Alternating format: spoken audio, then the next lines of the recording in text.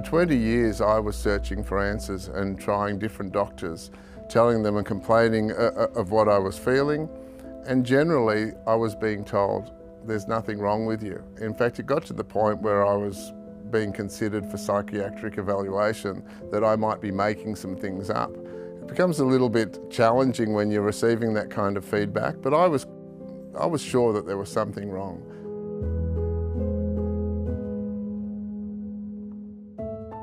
It was in 2020, after about 15, 20 years of that, when I went out for dinner one night and I came back and I had those symptoms, but turned up to 10. And I thought, this is that same thing that's been bothering me all this time. And I got onto Dr. Google, dare I say it, and started looking things up. And everything was pointing towards my pancreas.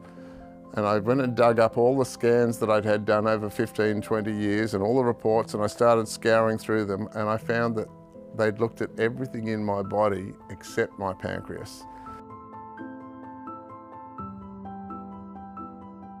So I was eventually diagnosed with pancreatic neuroendocrine tumour, as well as an IPMN, which, if I can say it correctly, is an intraductal papillary mucinous neoplasm. And I was diagnosed with both of those things in my pancreas. And sadly, this happened not long after I'd buried my sister, who lost a battle with breast cancer. And during the course of that, we discovered that both her and I had a gene mutation, which gave me a predisposition to getting cancer. It was a big journey. I mean, when I was first diagnosed, I came back, I guess, like anybody, in a bit of a state of shock, and jumped on the internet to see what I could learn about the diagnosis and who I could reach out to, and try to inform myself of what alternatives there were, and work out the best strategy for my diagnosis. And I came across a group called Pancare, and I rang up and they had like a helpline. And I'll never forget, a lady answered the phone. Her name was Shannon, and she just immediately sort of like understood what I was going through and explained things to me, and made me feel really comfortable that there was somebody with knowledge that had time to talk to me. Doctors are busy, they've got a lot to do, and you don't get a lot of time, and you often walk out of an appointment with more questions than answers.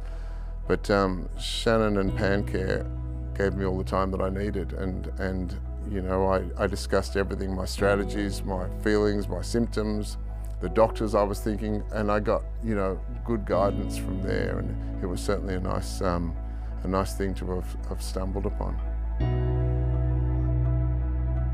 Of course there's tears and coming to terms with it. I mean, I've got young children that I planned on annoying for a long while yet, and I love my family, and the thought of them losing their dad and husband was,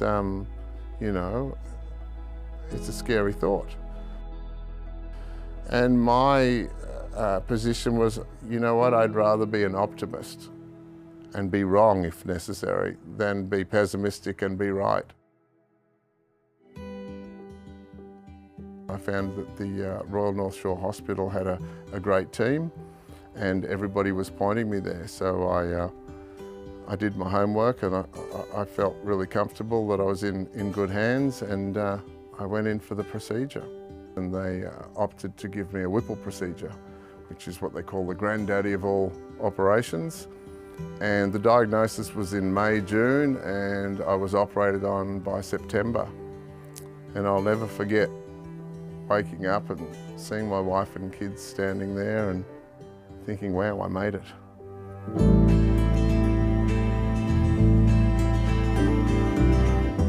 After the procedure, I was told that they were quite confident that they'd cut it out, but there was a few changes that I'd need to make in my life, and I was obviously quite prepared to do that. And at the time of the diagnosis and the treatments that were being offered, I thought about complementing it with natural medicines as well. Not in lieu of, but certainly to accompany what was being done and what was being suggested. And obviously working in this industry, everything was pointing to some of the cannabis treatments that are out there.